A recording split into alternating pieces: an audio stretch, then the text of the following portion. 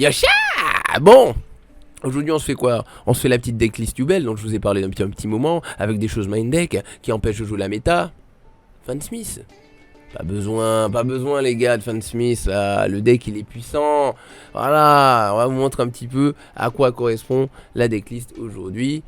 Parce que bon, Fansmith, Snake Eyes, tout ça, rien à foutre. Hein. Brésil ou pas, Ronaldinho, machin chouette, rien à foutre. Et c'est parti avec deux Yubel que je joue toujours x2. Oui, pourquoi x2? Parce que je trouve que ça reste plus consistant.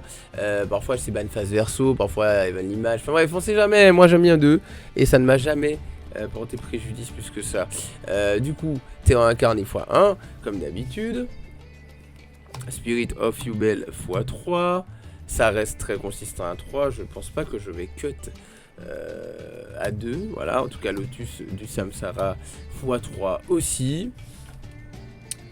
Notre cher horrible faux fileur du tombeau, toujours x3. C'est trop fort, hein, ça peut vous permettre de passer à travers Imperm, à travers plein de trucs. La bête attirante des ténèbres x3 aussi. Et notre cher Charvara, dont on a besoin, bien sûr, toujours comme avant. On passe aux magies avec le trône x3 bien sûr et la terraformation pour venir pour aller la récupérer. Douleur du cauchemar du coup que je joue maintenant à 2.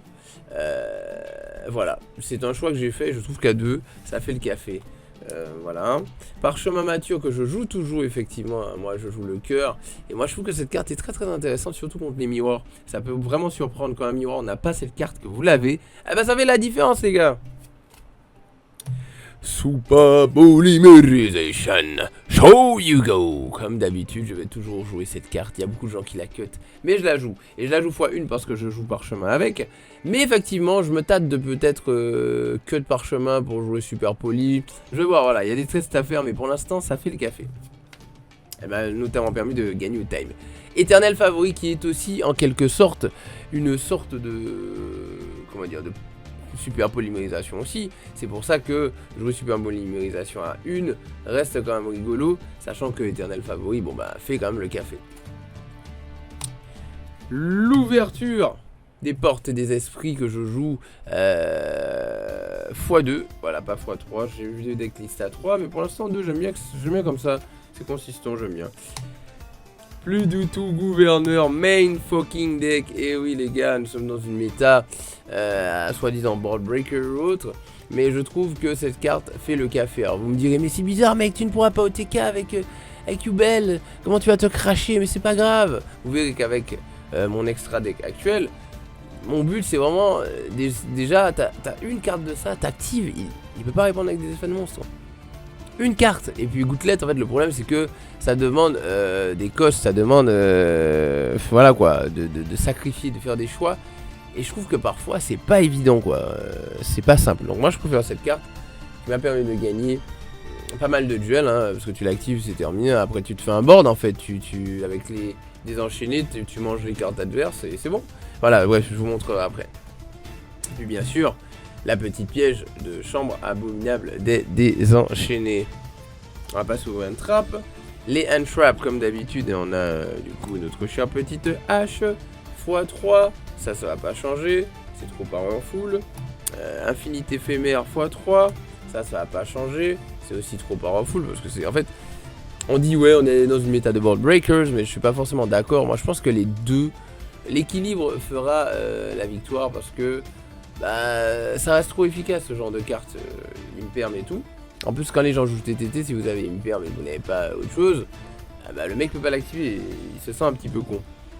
Et main deck, et oui, notre cher ami à tous, voilà, Snake Eyes, ciao, voilà, Branded, ciao, enfin, bref, beaucoup de decks ciao parce que les decks ne peuvent pas forcément jouer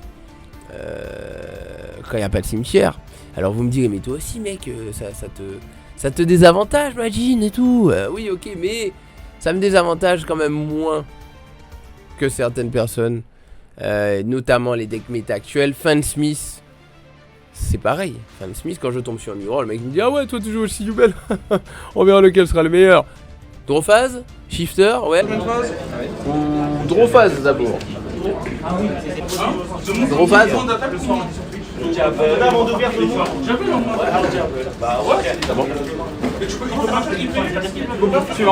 Ok. Elle clippé, c'est pas possible. Tu peux pas activer, ok. Ah tiens, moi je joue encore la piège. Je joue encore certaines choses qui me permettent de recycler. Et toi t'as perdu du temps. C'est trop tard. Eh oui mon gars, moi je préfère. Voilà mon gars. Ensuite, du coup, l'extra deck. Ça reste simple, hein, avec tous les dés enchaînés, je vous les mets tous là. Voilà, Rage, voilà l'angoisse, comme je vous disais tout à l'heure, angoisse en fait, hein, qui est une carte qui est trop forte en bosso. Regardez, je mets plus de gouverneur, je mets ça. Et après, et oui, je joue Abomination, Abomination qui, pour moi, fait grave le café. Elle fait grave le café cette carte parce que ça vous permet vraiment dans des situations où on va vouloir grind, on va vouloir survivre, etc. Mais vous mettez Abomination, vous pouvez avoir 3 pop. Des fois, il y a un combo que je fais. Où en fait, je fais en sorte qu'il y ait Abomination, que j'ai récupéré Charvara en main.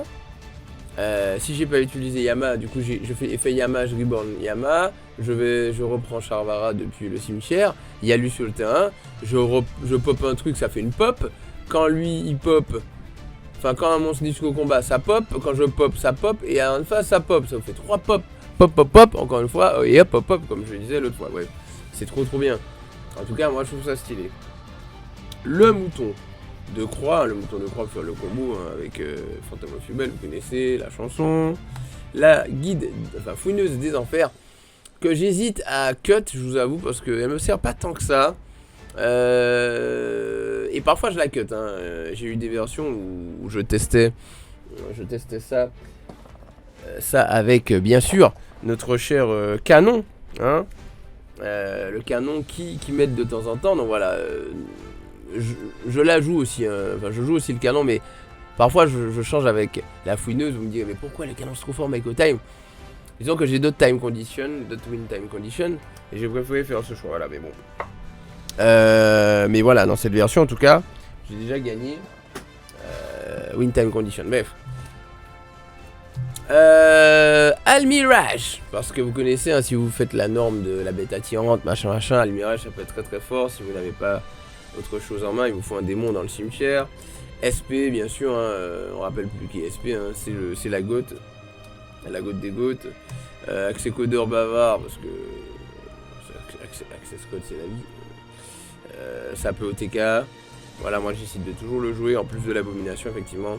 Apollousa hein, qui est très forte, toujours aussi forte. La carte, hein, elle fait le café, pas besoin de plus de détails. Et voilà. Les X6, donc on a Typhoon et notre cher, enfin Rudras qui reste une carte super pétée. D'ailleurs, quand ça sera sur Master Jeu, ça va être rigolo, mais bon, bref.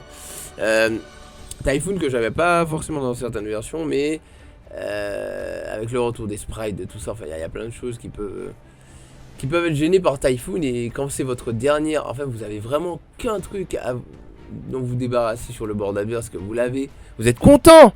Surtout qu'après, quand vous avez Phantom of Yubel dans la main, enfin Esprit d'Yubel, et que le mec veut battle, bon voilà, parce que souvent ça c'est le dernier recours, vous voyez ce que je veux dire, dernier recours, bah, si vous avez un Esprit d'Yubel, c'est la vie.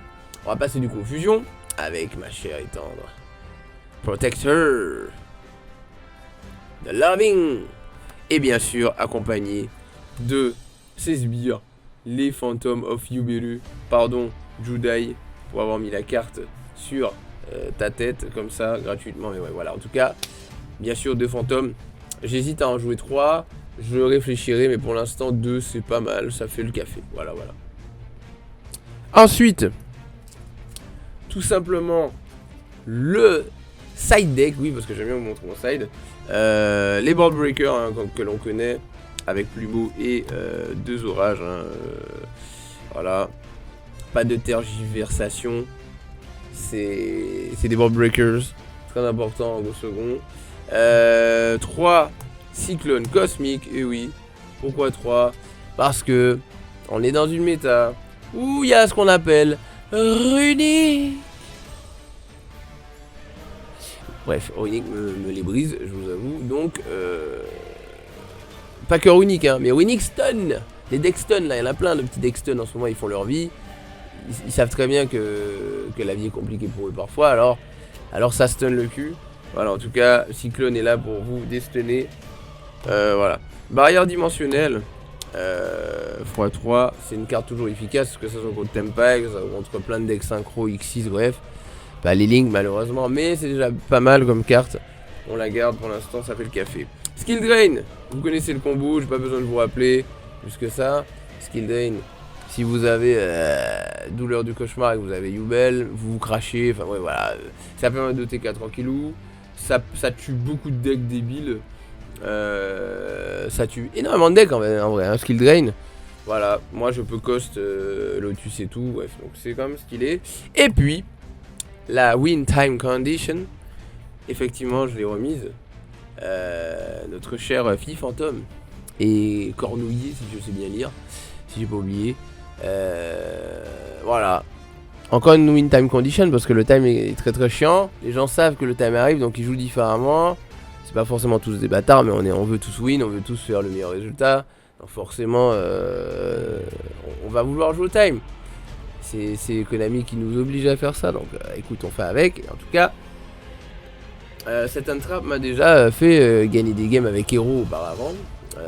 Pour l'instant, avec Yubel, ça a juste foutu la pression à un mec, et du coup, il a pas fait son full board. Et, bah, du coup, ça a quand même fait gagner. Bon, il restait avec 12 minutes.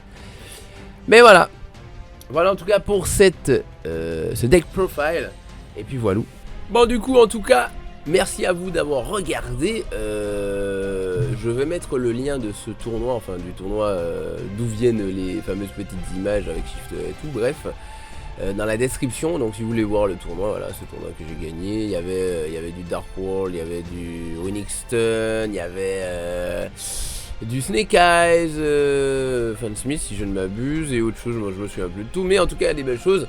Voilà, pour montrer un peu que le deck fonctionne quand même bien. Et voilà, même aujourd'hui, même en ce jeudi, je vais au tournoi juste après, là d'ailleurs faut que je me bouge le cul. Donc voilà, allez, des bisous, à la prochaine les gars, maintenant.